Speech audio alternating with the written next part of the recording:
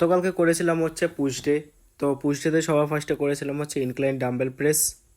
Exercise করেছিলাম হচ্ছে 4 set, প্রতিটা সেটে ওয়েট ইনক্রিজ করেছি এবং লাস্ট সেটে 25 কেজি দিয়ে 4টে র্যাপ বের করেছিলাম। নেক্সট বার এর থেকে ভালো করে পারফর্ম করব দেখি।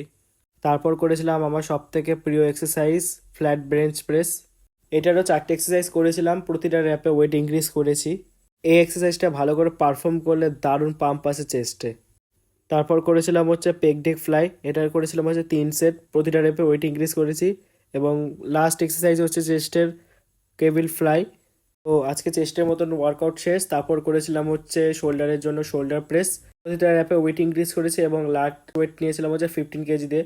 তো তারপর করেছিলাম হচ্ছে ল্যাটারাল রেজেস, তো এটা সবসময় কেবিলই ইউজ করি, ডাম্বেলে খুব কম ইউজ করি। এটার করেছিলাম হচ্ছে 4 সেট। নেক্সট এক্সারসাইজ করেছিলাম হচ্ছে ফ্রন্ট এক্সটেনশন, এটার করেছিলাম হচ্ছে 3 সেট। তো আজকের মতন আমার ওয়ার্কআউট শেষ। তো দেখা হচ্ছে নেক্সট ব্লগে। সবাই ভালো থেকো, সুস্থ থেকো, আর সবাই ভালো করে ওয়ার্কআউট করো।